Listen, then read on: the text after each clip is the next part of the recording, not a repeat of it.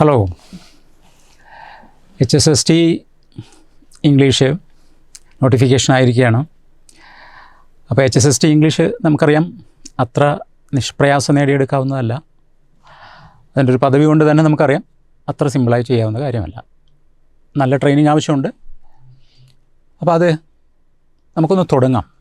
എങ്ങനെയാണ് ഇത് ക്രാക്ക് ചെയ്യുന്നത്? HSST ഇംഗ്ലീഷ് എങ്ങനെ ക്രാക്ക് ചെയ്യാം? അതിനകത്ത് നിങ്ങൾ ഉദ്ദേശിക്കുന്ന പോലെ തന്നെ ലിറ്ററേച്ചർ കൂടാതെ ടീച്ചിങ് മെത്തഡോളജി, സൈക്കോളജി ഒക്കെ ഉണ്ട്. അപ്പോൾ ഞാൻ പ്രീവിയസ് ഇയറിൻ്റെ ക്വസ്റ്റ്യൻ എടുത്തിട്ട് അതിലൊരു 6 ക്വസ്റ്റ്യൻസ് സെലക്ട് ചെയ്തിട്ടുണ്ട്, കട്ട് ചെയ്തിട്ടുണ്ട്. നമുക്കത് എങ്ങനെയാണ് ആൻസർ ചെയ്യുന്നതെന്ന് നോക്കാം. വളരെ സിമ്പിളായിട്ട്, വളരെ ടഫായിട്ട് നമുക്ക് തോന്നുമെങ്കിലും അത്ര ടഫൊന്നുമല്ല. നമുക്ക് ആ ക്വസ്റ്റ്യൻസ് ഒന്ന് നോക്കാം. 74ാമത്തെ ക്വസ്റ്റ്യൻ. ഒരുപക്ഷെ നിങ്ങൾ ഈ എക്സാം എഴുതിയിട്ടുണ്ടെങ്കിൽ ഈ ക്വസ്റ്റ്യൻ നിങ്ങളുടെ കയ്യിൽ കാണും.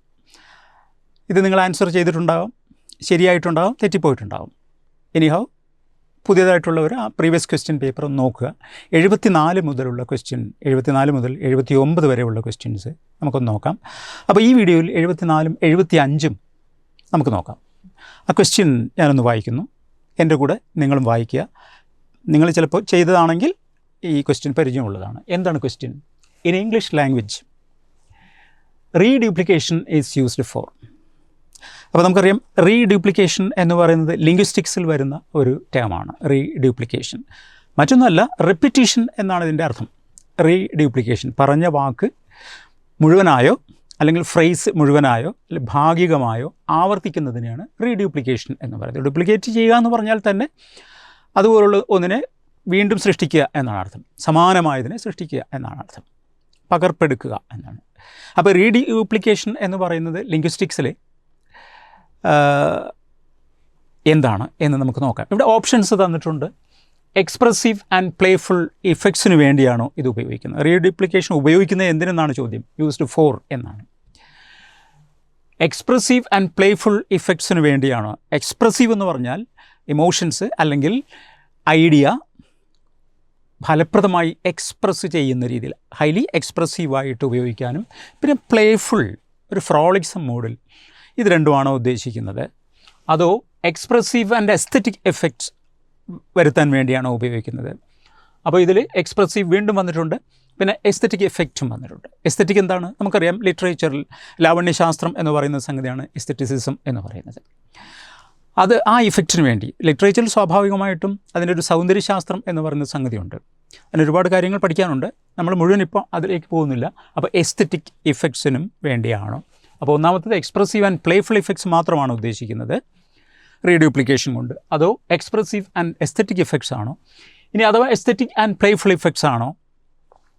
ഇനി അതുമല്ല expressive, playful and aesthetic effects, ഇത് മൂന്നും കൂടിയാണോ എന്നുള്ളതാണ്. അപ്പോൾ 3 ടേംസാണ് ഇതിൽ ഉപയോഗിച്ചിരിക്കുന്നത്, അല്ലെങ്കിൽ 3 പർപ്പസാണ് ഇതിൽ പറഞ്ഞിരിക്കുന്നത്.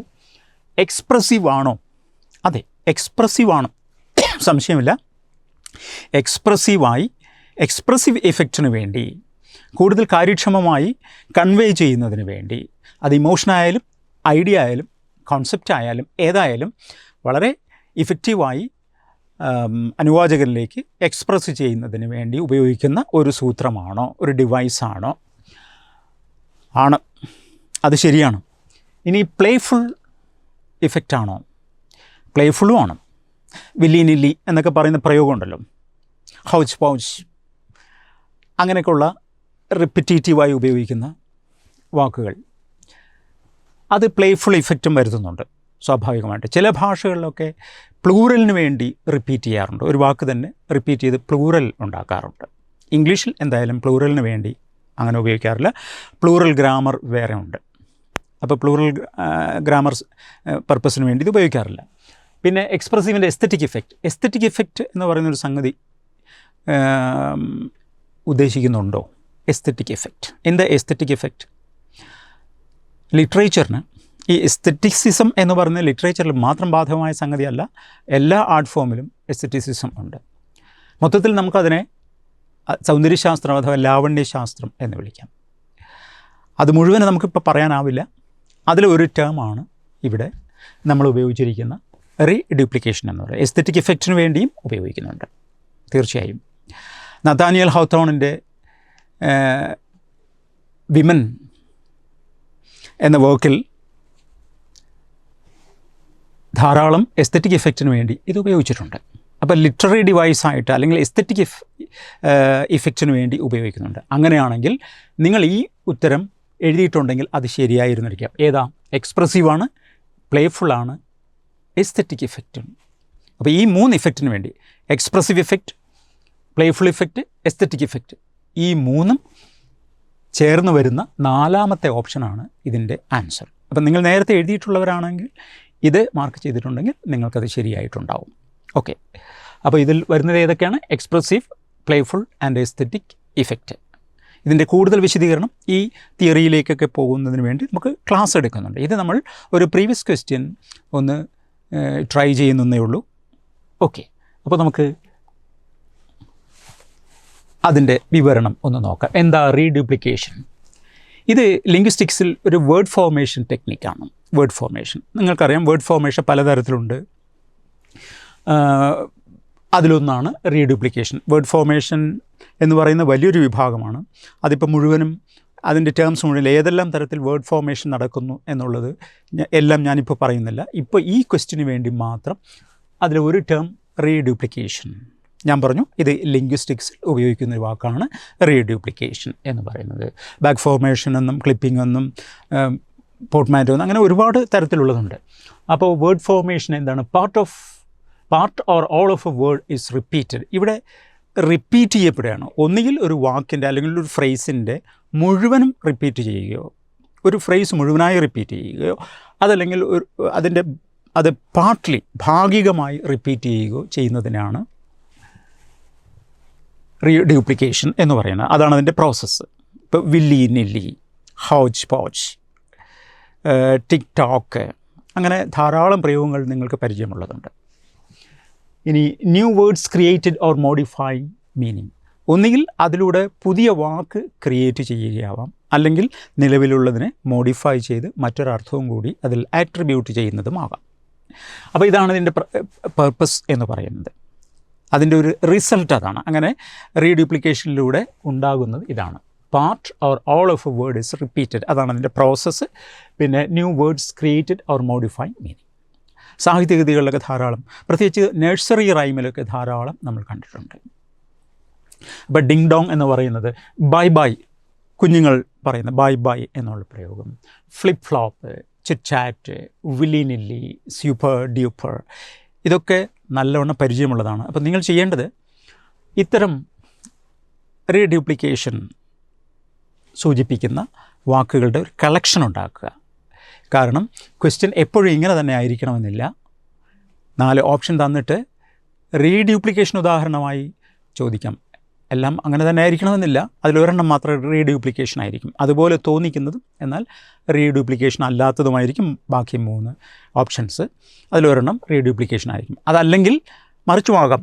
താഴെ പറയുന്നതിൽ ഏതൊക്കെയാണ് റീഡ്യൂപ്ലിക്കേഷൻ? ചിലപ്പോൾ 1ഉം 2ഉം റീഡ്യൂപ്ലിക്കേഷൻ ആയിരിക്കാം, അല്ലെങ്കിൽ 1ഉം 2ഉം 3ഉം ആയിരിക്കാം, അല്ലെങ്കിൽ 1ഉം 4ഉം ആയിരിക്കാം, അല്ലെങ്കിൽ ഒരെണ്ണം മാത്രമായിരിക്കാം, അല്ലെങ്കിൽ ഒന്നും അല്ലാതെയും വരാം. ഓക്കെ, അതാണ് റീഡ്യൂപ്ലിക്കേഷൻ എന്ന ക്വസ്റ്റ്യനെ സംബന്ധിക്കുന്ന, പർപ്പസിനെ സംബന്ധിക്കുന്ന ആൻസർ. അതിൻ്റെ വിശദീകരണം അതാണ്. നമുക്ക് അടുത്തതിലേക്ക് പോകാം. 75ാമത്തെ ക്വസ്റ്റ്യൻ എന്താണ്? The bio programme model of linguistic theory എന്താണ് എക്സ്പ്ലെയിൻ ചെയ്യുന്നതെന്നാണ് 75ാമത്തെ question. The bio programme model of linguistic theory. Bio എന്ന് കേൾക്കുമ്പോൾ തന്നെ നമുക്കറിയാം അതിന് ഒരു ജൈവബന്ധമുണ്ടെന്ന്, ലൈഫുമായി ബന്ധമുള്ളതാണ്. അപ്പോൾ ബയോ പ്രോഗ്രാം എന്ന് പറഞ്ഞാൽ നമ്മുടെ ശരീരത്തിൽ തന്നെ പ്രോഗ്രാം ചെയ്യും, നമ്മുടെ തലച്ചോറിൽ തന്നെ നെർവസ് സിസ്റ്റത്തിൽ പ്രോഗ്രാം ചെയ്ത് വെച്ചിരിക്കുന്ന ഒരു model of linguistic theory. Linguistic theory ധാരാളമുണ്ട്. ഭാഷാശാസ്ത്രം സംബന്ധിക്കുന്ന ധാരാളം തിയറികളുണ്ട്. പൂപ്പൂ തിയറി എന്നോ ഡിങ് ഡോങ് തിയറി എന്നും ബൗവവ് തിയറി എന്നോ പറഞ്ഞ് ധാരാളം തിയറി ഇങ്ങോട്ട് നമ്മൾ പഠിക്കുന്നുണ്ട്, ലിംഗ്വിസ്റ്റിക്സിൽ പഠിച്ചു വരുന്നതാണ്. അപ്പോൾ ഇവിടെ bio programme model of linguistic theory എന്നാണ്. ഇതിന് ഏതാണ്ട് സമാനമായി നമ്മൾ നോം ചോംസ്കിയുടെ ഒരു തിയറി പഠിക്കുന്നുണ്ട്. യൂണിവേഴ്സൽ ഗ്രാമർ എന്ന് പറയുന്നൊരു തിയറി നമ്മൾ പഠിക്കുന്നുണ്ട്. ഏതാണ്ട് സമാനം, ചെറിയ വ്യത്യാസം മാത്രമേ ഉള്ളൂ. ഇത് മറ്റൊരാളാണ് ഈ തിയറി കൊണ്ടുവന്നിരിക്കുന്നത്. അപ്പോൾ ഈ തിയറി എന്താണ് എക്സ്പ്ലെയിൻ ചെയ്യുന്നത്? Bio model of linguistic theory എന്താണ് എക്സ്പ്ലെയിൻ ചെയ്യുന്നത് നമുക്ക് നോക്കാം. ഒന്ന്, the overwhelming structural similarities of creoles. അപ്പോൾ ക്രയോൾ എന്താണെന്ന് പറയേണ്ടതുണ്ട്. ക്രയോൾ എന്താണെന്ന് പറയുന്നതിന് മുമ്പേ പിഡ്ജിൻ എന്താണെന്ന് അറിയേണ്ടതുണ്ട്. പിഡ്ജിൻ നിങ്ങൾ കേട്ടിട്ടുണ്ടാവും. Pidgin, PIDGIN. എന്താണ് പിഡ്ജിൻ? മറ്റൊന്നുമല്ല, ലോകത്തിൻ്റെ പല ഭാഗത്തായിട്ട് വ്യത്യസ്ത ഭാഷ സംസാരിക്കുന്ന ആളുകൾ പല കാരണങ്ങൾ കൊണ്ടും കുടിയേറ്റക്കാരായി അഭയാർത്ഥികളായി വന്ന് താമസിക്കേണ്ടി വരാറുണ്ട്. അഭയാർത്ഥികളായി വരിക, പല ഭാഗത്തു നിന്നും വന്ന് കാറ്റലോണിയ പോലുള്ള സ്ഥലങ്ങളിലൊക്കെ അങ്ങനെ പണ്ട് സംഭവിച്ചിട്ടുണ്ട്. ഇപ്പോഴും ഇത്തരം കുടിയേറ്റങ്ങൾ നടക്കാറുണ്ട്. ഈ വരുന്നവരൊക്കെ തരുന്ന വ്യത്യസ്ത ജനവിഭാഗങ്ങളെ വ്യത്യസ്ത പ്രദേശങ്ങളിൽ നിന്ന്, ജോഗ്രഫിക്കൽ ഡിഫറൻസ് ധാരാളമുള്ള ആളുകളായിരിക്കും വന്നു ചേരുക. 2 3 അതിലധികമോ ഗ്രൂപ്പുകൾ അവിടെ വന്നു ചേരാം. അവർക്കൊക്കെ സ്വന്തമായി ഭാഷയും ഉണ്ടായിരിക്കാം. പക്ഷേ അവിടെ ഒന്നിച്ച് താമസിക്കേണ്ടി വരുമ്പോൾ സ്വാഭാവികമായിട്ടും അവർക്ക് പരസ്പരം ആശയങ്ങൾ കൈമാറുന്നതിന് സ്വാഭാവികമായിട്ടും ഒരു കോമൺ ലാംഗ്വേജ് വേണ്ടിവരും. പക്ഷേ ഇവരുടേതൊന്നും കോമൺ ലാംഗ്വേജ് അല്ല, വ്യത്യസ്ത ഭാഷകളാണ്. അപ്പോൾ ഈ കോമൺ ലാംഗ്വേജ് ഉണ്ടെങ്കിൽ മാത്രമേ ഇഫക്റ്റീവായി കമ്മ്യൂണിക്കേറ്റ് ചെയ്യാൻ പറ്റൂ. പക്ഷേ എങ്കിലും ജീവിതമാണ്. അപ്പോൾ ആ നിലയ്ക്ക് അത്യാവശ്യം വേണ്ടുന്ന ചില വാക്കുകൾ അവരുപയോഗിക്കും. ഒരു ഗ്രാമർ ഉണ്ടായിരിക്കില്ല, അതിന് അടിസ്ഥാനപരമായി ഒരു ഗ്രാമർ ഉണ്ടായിരിക്കില്ല. ഒരു പ്രാക്ടിക്കൽ പർപ്പസിന് വേണ്ടി മിനിമം വേർഡ്സ് മാത്രം ഉപയോഗിച്ച് ആംഗ്യത്തിലൂടെയും മറ്റും ഒക്കെ കൺവിൻസ് ചെയ്ത് അങ്ങനൊരു ഭാഷയായിരിക്കും നിലവിലിരിക്കുക. അതിന് ഗ്രാമർ ഇല്ല എന്നുള്ളതാണ് അതിൻ്റെ പ്രത്യേകത. അതിനെ പിഡ്ജിൻ എന്നാണ് പറയുക. അങ്ങനെയുള്ള ഭാഷയെ പിഡ്ജിൻ എന്നാണ് പറയുക. അതിന് ഗ്രാമറില്ല, ഓർമ്മിക്കുക. എന്നാൽ ഒരു തലമുറ അങ്ങോട്ട് കഴിയുമ്പോഴത്തേക്ക് ഈ പിഡ്ജിൻ സ്വാഭാവികമായും ഗ്രാമറുള്ള ഭാഷയായി തീരും. കാരണം അവിടെ ഒന്നിച്ച് താമസിച്ചവരുടെ അടുത്ത തലമുറ വരും, കുട്ടികളെ സംബന്ധിച്ച് സ്വാഭാവികമായിട്ടും അവർ ഈ കോമണായി ഉപയോഗിക്കുന്ന വിവിധ ഭാഷകളിൽ നിന്നുള്ള കോമണായി ഉപയോഗിക്കുന്ന ഈ വാക്കുകളെ പരസ്പരം ചേർത്ത് ഒരു ഗ്രാമാറ്റിക്കൽ ലാംഗ്വേജായി ഡെവലപ്പ് ചെയ്തെടുക്കും. അതൊരു സ്വാഭാവികമായ പ്രക്രിയയാണ്, ബോധപൂർവം ചെയ്യുന്നതല്ല. അപ്പോൾ ക്രയോൾ ലാംഗ്വേജ് അത് ക്രയോളായിത്തീരുന്നു. അങ്ങനെ അത് ക്രയോളായിത്തീരുന്നു. അപ്പോൾ പിഡ്ജിൻ തന്നെ ഡെവലപ്പ് ചെയ്ത് ഗ്രാമാറ്റിക്കലായി തീർന്നാൽ പിന്നെ അതിനെ വിളിക്കുക ക്രയോൾ എന്നാണ്. ഹവായൻ ക്രയോൾ ധാരാളമുണ്ട്. ഹവായിലാണ് ഏറ്റവും കൂടുതൽ ക്രയോളുകൾ ഉള്ളത്, ഇംഗ്ലീഷ് ബേസ്ഡ് ആയിട്ടുള്ള ക്രയോളുകൾ. അപ്പോൾ പിഡ്ജിനും ക്രയോളും തമ്മിലുള്ള വ്യത്യാസം അറിയുക.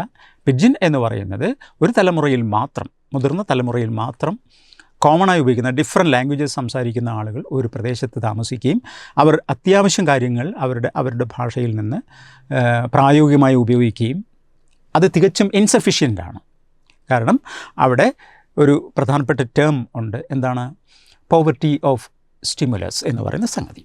പോവർട്ടി ഓഫ് സ്റ്റിമുലസ്, ആ വാക്ക് പിന്നീട് നമ്മൾ പറയും. എന്തിനാണ് പോവർട്ടി ഓഫ് സ്റ്റിമുലസ് എന്ന് പറയുന്നത്? അത്യാവശ്യം വാക്കുകൾ മാത്രമേ ഉള്ളൂ മുതിർന്നവർക്ക് തൽക്കാലം കമ്മ്യൂണിക്കേറ്റ് ചെയ്യാനുള്ളത്. അത് പൂർണ്ണമായും ഒരു ഭാഷയുടെ സർവ്വവ്യാപ്തിയോടുകൂടിയും റീച്ചോടുകൂടിയും ഭാഷ രൂപപ്പെടുന്നില്ല. അതിനെ പിഡ്ജിൻ എന്നാണ് പറയുക. എന്നാൽ അടുത്ത തലമുറ വരുമ്പോഴത്തേക്ക് ഇത് അവരുടെ മാതൃഭാഷയായിത്തീരും. പുതിയ തലമുറയ്ക്ക് ഇത് മാതൃഭാഷയായി തീരുന്നു. അപ്പോഴത്തേക്കും കുട്ടികൾ അതിനൊരു ഗ്രാമർ ഉണ്ടാക്കിയെടുത്തിരിക്കും. ആ ഗ്രാമർ എവിടെ നിന്ന് വന്നു എന്നുള്ളതാണ് ചോദ്യം. അതിലേക്ക് വരുന്നതിന് മുമ്പേ അടുത്തത് നോക്കാം നമുക്ക്. അപ്പോൾ the overwhelming structural similarities of creole, അത് ഒന്നുകൂടി വിശദീകരിക്കാം. ഈ ക്രയോളുകൾക്ക് പൊതു സ്വഭാവമുണ്ട്. അത് ഡെറെക് എന്നയാളാണ് അത് കണ്ടെത്തിയിരിക്കുന്നത്. ഡെറെക് അത് പിന്നീട് വിശദീകരിക്കുന്നുണ്ട്. ഡെറെക് ക്രയോളുകളുടെ സമാന ഗ്രാമറിനെ പറ്റി പഠനം നടത്തുന്നുണ്ട്. ഡെറെക് എന്ന ക്രയോളുകൾക്കൊരു പൊതു സ്വഭാവമുണ്ട്. ലോകത്തെമ്പാടുമുള്ള ക്രയോളുകൾക്ക് വ്യാകരണഘടനയിൽ സമാനതയുണ്ട്. തികച്ചും റെപ്ലിക്ക അല്ല, സമാനതകളുണ്ട്. അപ്പോൾ ഈ സമാനത എങ്ങനെ വന്നു? ക്രയോളുകൾ വിവിധ പ്രദേശങ്ങളിലുള്ളതാണെങ്കിൽ, വളരെ പോൾസ് എപ്പാർട്ടുള്ള പ്രദേശങ്ങളിലാണെങ്കിൽ പോലും ക്രയോളുകളുടെ ഗ്രാമറിനൊരു സമാനതയുണ്ടെന്ന് ഈ ഡെറെക് കണ്ടെത്തുകയുണ്ടായി. അപ്പോൾ സ്വാഭാവികമായിട്ട് അതിനൊരു ഓവർവെൽമിങ് സ്ട്രക്ചറൽ സിമിലാരിറ്റി ഉണ്ട്. അതാണ് പറയുന്നത്. അപ്പോൾ ഈ തിയറി എക്സ്പ്ലെയിൻ ചെയ്യുന്നത് ഇതാണോ? The overwhelming structural similarity of creoles ആണോ? അതോ the acquisition of non-verbal communication skills in early childhood. Early childhoodൽ ഉള്ള non-verbal communication skills ആണോ? സ്കിൽസിൻ്റെ അക്വിസിഷനാണ്. Non verbal communication skills, early childhood. നമുക്കറിയാം ചൈൽഡ്ഹുഡിനെ പല ഘട്ടങ്ങളായി തിരിച്ചിട്ടുണ്ട്. അതിലേക്ക് ഇപ്പോൾ പോകാൻ നമുക്ക് സമയമില്ല. അപ്പോൾ ഇത് ആശയം മനസ്സിലാക്കി കാണുമെന്ന് വിചാരിക്കുന്നു. ഇനി അത് അഡോപ്ഷൻ ഓഫ് ലോൺ വേർഡ്സിൻ്റെ അഡോപ്ഷൻ. മറ്റ് ഭാഷകളിൽ നിന്ന് ലോണായി വാക്കുകൾ എടുക്കാറുണ്ട്. ഇംഗ്ലീഷിലേക്ക് ധാരാളം വാക്കുകൾ ലാറ്റിൻ ഭാഷയിൽ നിന്നും ഗ്രീക്ക് ഭാഷയിൽ നിന്നും എന്തിനേറെ നമ്മുടെ മലയാള ഭാഷയിൽ നിന്ന് പോലും ഇംഗ്ലീഷിലേക്ക് ധാരാളം വാക്കുകൾ കടന്നു വന്നിട്ടുണ്ട്, കടം കൊണ്ടിട്ടുണ്ട്. അതിനെ ലോൺ വേർഡ്സ് എന്നാണ് പറയുക. ഇംഗ്ലീഷിൽ ധാരാളമുണ്ട്. ഇന്ത്യൻ ഭാഷകളിൽ നിന്ന്, തമിഴിൽ നിന്ന് പോലും, തമിഴ്, മലയാളം, ഒട്ടുമിക്ക ഇന്ത്യൻ ഭാഷകളിൽ നിന്നും ഇംഗ്ലീഷിലേക്ക് പോയിട്ടുണ്ട്. ലാറ്റിൻ, ഗ്രീക്ക്, ജർമ്മൻ, ഡച്ച്, ഈ ഭാഷകളിൽ നിന്നൊക്കെ ഇംഗ്ലീഷിലേക്ക് ധാരാളം വാക്കുകൾ വന്നിട്ടുണ്ട്. അവയെ മൊത്തത്തിൽ ലോൺ വേർഡ്സ് എന്നാണ് പറയുക. അപ്പോൾ ഇതിനെ അഡോപ്റ്റ് ചെയ്യുക toward loan words and vocabulary across unrelated language families. അതേപ്പറ്റിയാണോ പഠനം. ഇനി the loss of grammatical complexity in languages. ഭാഷകളിലുള്ള ഗ്രമാറ്റിക്കൽ കോംപ്ലക്സിറ്റീസിൻ്റെ കോംപ്ലക്സ് ഇല്ലാതെയാകുന്നത് over time due to language contact കാരണം കാലം ചെല്ലുമ്പോഴത്തേക്ക് ഈ കോംപ്ലക്സിറ്റി, ഗ്രമാറ്റിക്കൽ കോംപ്ലക്സിറ്റി ഭാഷയിൽ ഇല്ലാതാകുന്നതാണോ? ഏതാണ് ഈ തിയറി പറയുന്നത്? ഈ തിയറി മറ്റൊന്നുമല്ല പറയുന്നത്, the overwhelming structural similarities of creoles ആണ്. അത് ഞാൻ എക്സ്പ്ലെയിൻ ചെയ്തപ്പോൾ തന്നെ നിങ്ങൾക്ക് മനസ്സിലായിട്ടുണ്ടാവും. ഇനി നോക്കൂ, bioprogram model of linguistic theory. Language bioprogram model എന്നത് ഡെറക് ബിക്കർട്ടൺ എന്നയാളാണ് അത് പ്രധാനമായും പ്രൊപ്പോസ് ചെയ്തിരിക്കുന്നത്. ഡെറക് ബിക്കർട്ടൺ, മറക്കരുത്. Bioprogram model of linguistic theory, അതാണ് അദ്ദേഹം മുന്നോട്ട് വെച്ചത്. ഇത് അതിലെന്താ പറയുന്നത്? Humans have an innate hardwired linguistic capacity. മനുഷ്യന് പൊതുവേ ഉള്ളതാണ് എന്ത്? ഹാർഡ് വയേർഡ് ആയിട്ടുള്ള ഒരു ലിംഗ്വിസ്റ്റിക് കപ്പാസിറ്റി. അത് ബയോ പ്രോഗ്രാംഡ് എന്നാണ് ഡെറക് പറയുന്നത്. ഡെറക് ബിക്കർട്ടൺ പറയുന്നു അത് ബയോ പ്രോഗ്രാംഡ് ആണ്. അത് ജനിതകമായി തന്നെ എൻകോഡഡ് ആണ്. Genetically encoded skeletal linguistic structure മനുഷ്യൻ്റെ ഉള്ളിൽ ഉണ്ടെന്നാണ്. അത് ഒരു പ്രദേശത്ത് ഒരു ഭാഷ സംസാരിക്കുന്നിടത്ത് ജനിച്ചു വളർന്ന് ആർജിച്ചെടുക്കുന്ന ഒരു സംഗതി അല്ല, മറിച്ച് അത് ബയോ പ്രോഗ്രാംഡ് എന്ന തിയറിയാണ് അദ്ദേഹം മുന്നോട്ട് വയ്ക്കുന്നത്. അത് മനുഷ്യന് ഒരു ഇന്നേറ്റ് കപ്പാസിറ്റി, ഹാർഡ് വയേർഡ് ആണ് എന്നാണ് പറയുന്നത്. ഹാർഡ് വയേർഡ് എന്ന് പറയാൻ കാരണം ഇത് സോഫ്റ്റ് വയേർഡ് അല്ല, ഹാർഡ് വയേർഡ്. ഇത് നമ്മുടെ തലച്ചോറിൽ തന്നെ ബയോ പ്രോഗ്രാംഡായി ഉള്ളതാണ്. ഹ്യൂമൻസ് ഹാവ്, ഇത് ഇന്നേറ്റ് ആയിട്ടുള്ളതാണ്, ജന്മനാലുള്ളതാണ്. Innate hardwired linguistic capacity that allows. ഇതാണ് ഈ ഹാർഡ് വയേർഡ് ആയിട്ടുള്ള ലിംഗ്വിസ്റ്റിക് കപ്പാസിറ്റിയാണ് കുട്ടികളെ എന്തിനു പ്രാപ്തരാക്കുന്നത്? To develop grammar from even limited inputs like pidgin പോലുള്ള, ഞാൻ നേരത്തെ പറഞ്ഞു പിഡ്ജിനിൽ ഇൻപുട്സ് വളരെ ലിമിറ്റഡ് ആയിരിക്കും, കാരണം ഗ്രാമറൊന്നും ഉണ്ടായിരിക്കില്ല. പക്ഷേ ഗ്രാമറില്ലാത്ത ഈ പിഡ്ജിൻ എന്ന അവസ്ഥയ്ക്ക് നോക്കൂ, ഗ്രാമർ ഉണ്ടാക്കിയെടുക്കാൻ കുട്ടികളെ സഹായിക്കുന്നത് അതാണ് ഞാൻ നേരത്തെ പറഞ്ഞ അടുത്ത തലമുറയാകുമ്പോഴത്തേക്ക് ഈ പിഡ്ജിൻ വളർന്ന് അവരുടെ മാതൃഭാഷയായി തീരുന്നു. അങ്ങനെ പിഡ്ജിൻ വളർന്നു വരുന്ന മാതൃഭാഷയാണ് നമ്മൾ ക്രയോൾ എന്ന് പറയുന്നത്. അപ്പോൾ ഇതാണ് ഡെറക് ബിക്കർട്ടൻ്റെ ആശയം എന്ന് പറയുന്നത്. അപ്പോൾ ഈ രണ്ട് ക്വസ്റ്റ്യൻസ് നിങ്ങൾ ആൻസർ ചെയ്ത് കാണുമെന്ന് വിചാരിക്കുന്നു. അപ്പോൾ ഇനിയും ക്വസ്റ്റ്യൻസ് വരുന്നുണ്ട്.